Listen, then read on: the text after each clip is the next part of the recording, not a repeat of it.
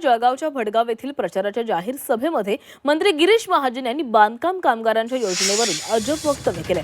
बांधकाम कामगारांना सरकारने डबा दिला, हँड ग्लोव्ज दिले, बॅटरी पेटीसह साहित्य पुरवलं, याचबरोबर एक मच्छरदाणी देखील दिली। डास चावता कामा नये, मच्छरदाणीमध्ये झोपा असा अजब सल्ला मंत्री गिरीश महाजनांनी भर सभेमध्ये दिलेला आहे।